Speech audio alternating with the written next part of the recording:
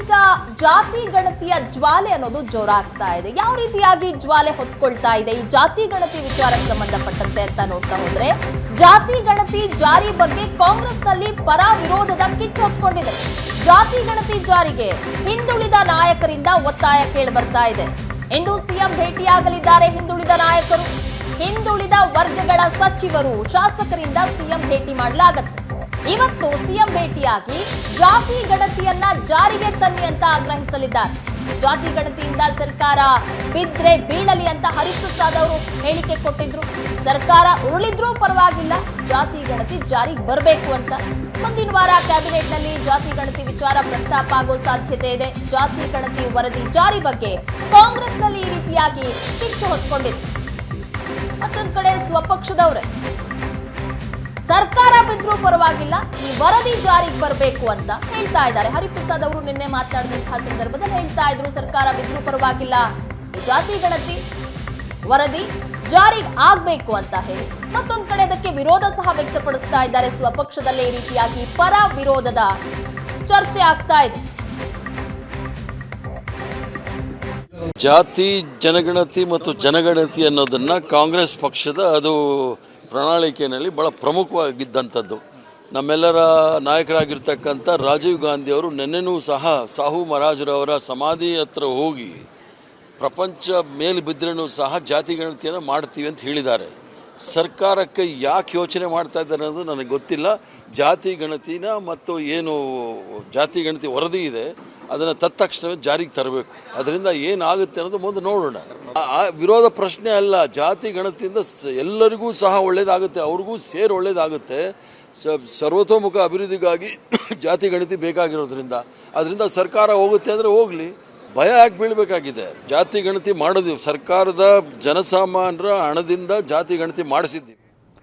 S, ಈ ಬಗ್ಗೆ details ಕೊಡ್ತಾ ಹೋಗ್ತಾರೆ ನಮ್ಮ ರಿಪೋರ್ಟರ್ ಮಾರುತೇಶ್ ಸಂಪರ್ಕದಲ್ಲಿದ್ದಾರೆ. ಮಾರುತೇಶ್, ಈ ಜಾತಿ ಗಣತಿ ಜಾರಿಗೆ ಇಷ್ಟು ಒತ್ತಡ ಈಗ ಕೇಳಿ ಬರ್ತಾ ಇರೋದಕ್ಕೆ ಏನ್ ಕಾರಣ? ಏನ್ ಬೆಳವಣಿಗೆ ಆಗ್ತಾ ಇದೆ?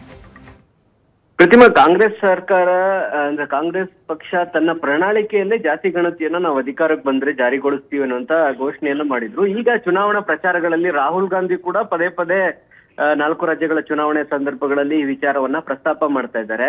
ಇಂತಹ ಸಂದರ್ಭದಲ್ಲಿ ಬಿಹಾರಕ್ಕಿಂತಲೂ ಮೊದಲು ನಾವು ಜಾತಿ ಗಣತಿ ಮಾಡಿದ್ದೀವಿ ಕರ್ನಾಟಕದಲ್ಲಿ. ಆದ್ರೆ ಬಿಹಾರ ಈಗಾಗಲೇ ಜಾತಿ ಗಣತಿಯನ್ನ ಜಾರಿಗೊಳಿಸಿದ್ದಾರೆ. ಕರ್ನಾಟಕದಲ್ಲಿ ಅದನ್ನ ಜಾರಿಗೊಳಿಸಬೇಕು ಅನ್ನುವಂತ ಒತ್ತಾಯ ಸರ್ಕಾರ ಬಂದಾಗ್ಲಿಂದಲೂ ಕೇಳಿ ಬಂದಿತ್ತು. ಆದ್ರೆ ಈಗ ಮೂಡಾ ಪ್ರಕರಣದಲ್ಲಿ ಸಿದ್ದರಾಮಯ್ಯನವರ ಕುರ್ಚಿ ಅಲುಗಾಡೋದಕ್ಕೆ ಶುರು ಆಗಿದೆ. ಈಗ ಜಾತಿ ಗಣತಿ ಜಾರಿಗೊಳಿಸಬೇಕು ಅನ್ನುವಂತಹ ಒತ್ತಾಯ ಗಮನಿಸಿದ್ರೆ ಇದರ ಹಿಂದೆ ಕುರ್ಚಿ ಉಳಿಸಿಕೊಳ್ಳುವಂತ ಒಂದು ಪ್ರಯತ್ನ ಕೂಡ ಇರಬಹುದು ಅನ್ನುವಂತ ಲೆಕ್ಕಾಚಾರಗಳನ್ನ ಹಾಕ್ಲಾಗ್ತಾ ಇದೆ. ಇದರ ನಡುವೆ ಇವತ್ತು ಒಂದು ಕಾಂಗ್ರೆಸ್ ಪಕ್ಷದ ನಿಯೋಗ ಹೋಗಿ ಮುಖ್ಯಮಂತ್ರಿಗಳನ್ನ ಭೇಟಿಯಾಗಿ ಜಾತಿ ಗಣತಿ ಜಾರಿಗೊಳಿಸಿ ಅನ್ನುವಂತ ಆಗ್ರಹವನ್ನ ಮಾಡ್ತಾ ಇದ್ದಾರೆ. ಅದರಲ್ಲಿ ಹೆಚ್ಚಾಗಿ ಹಿಂದುಳಿದ ವರ್ಗಗಳ ನಾಯಕರು ಹೋಗಿ ಮುಖ್ಯಮಂತ್ರಿಗಳನ್ನ ಭೇಟಿ ಆಗ್ತಾ ಇದ್ದಾರೆ. ಸಂತೋಷ್ ಲಾಡ್ ಇರ್ಬೋದು, ಶಾಸಕ ಶಿವಣ್ಣನವರ್, ಶಾಸಕ ಬೇಳೂರು ಗೋಪಾಲಕೃಷ್ಣ, ಹೀಗೆ ಹಲವರು ಹೋಗಿ ಇವತ್ತು ಮುಖ್ಯಮಂತ್ರಿಗಳನ್ನ ಭೇಟಿ ಆಗ್ತಾ ಇದ್ದಾರೆ. 12 ಗಂಟೆಗೆ ಸಮಯ ಕೂಡ ನಿಗದಿಯಾಗಿದೆ. ಸೊ ಅಧಿಕಾರಕ್ಕೆ ಅಂದ್ರೆ ಲೋಕಸಭಾ ಚುನಾವಣೆಗೂ ಮುಂಚೆ ಜಾತಿ ಗಣತಿ ವರದಿಯನ್ನ ಮುಖ್ಯಮಂತ್ರಿಗಳು ಸ್ವೀಕಾರ ಮಾಡಿದ್ರು. ಆಗ ಒಂದು ಮಾತು ಹೇಳಿದ್ರು ಸಿದ್ದರಾಮಯ್ಯನವರು, ಲೋಕಸಭಾ ಚುನಾವಣೆ ಮುಗಿದ ಹಾಗೆ ಫಸ್ಟ್ ಕ್ಯಾಬಿನೆಟ್ ಜಾತಿ ಗಣತಿಯನ್ನ ತೆಗೆದುಕೊಂಡು ಬರ್ತೀವಿ, ಅದರ ಬಗ್ಗೆ ತೀರ್ಮಾನ ಮಾಡ್ತೀವಿ ಅಂತ. ಆದ್ರೆ ಇಲ್ಲಿಯ ತನಕ ಅದರ ಬಗ್ಗೆ ಚಕಾರ ಎತ್ತಿರ್ಲಿಲ್ಲ. ಯಾವಾಗ ಮೂಡಾ ಪ್ರಕರಣದಲ್ಲಿ ಮುಖ್ಯಮಂತ್ರಿಗಳಿಗೆ ಸಂಕಷ್ಟ ಎದುರಾಗಿದೆಯೋ ಈ ಮೂಲಕ ಹಿಂದುಳಿದ ವರ್ಗಗಳ ಚಾಂಪಿಯನ್ ಅಂತ ಕರೆಸ್ಕೊಳ್ಳುವಂತ ಸಿದ್ದರಾಮಯ್ಯನವರು ಒಂದು ವೇಳೆ ಕುರ್ಚಿ ಹೋಗುವಂತ ಪರಿಸ್ಥಿತಿ ಬಂದ್ರೆ ಅಂತ ಸಂದರ್ಭದಲ್ಲಿ ಜಾತಿ ಗಣತಿಯನ್ನ ಜಾರಿಗೊಳಿಸಿ ಹೋಗೋದು ಒಂದು ಪ್ಲಾನ್ ಅನ್ನುವಂತ ರೀತಿಯಲ್ಲೂ ಕೂಡ ಕಾಂಗ್ರೆಸ್ನೊಳಗೆ ಚರ್ಚೆಗಳು ನಡೀತಾ ಇದೆ. ಹಾಗಾಗಿ ಜಾತಿ ಗಣತಿಯ ವರದಿಗೆ ಒಂದು ಕಡೆ ಪಕ್ಷದ ಒಳಗೆ ವಿರೋಧ ಇದೆ, ಪಕ್ಷದ ಒಳಗೂ ಕೂಡ ಅಂತದ್ದೇ ಆಗ್ರಹ ಕೂಡ ಕೇಳಿ ಬರ್ತಾ ಇದೆ. ಕ್ಯಾಬಿನೆಟ್ಗೆ ಬಂದಾಗ ಏನ್ ತೀರ್ಮಾನ ಆಗುತ್ತೆ ಅನ್ನೋದು ಬಹಳ ಕುತೂಹಲ ಮೂಡಿಸಿದೆ. ಪ್ರತಿಮಾ, ಧನ್ಯವಾದ ಮಾರುತೇಶ್ ತಮ್ಮ ಮಾಹಿತಿಗೆ.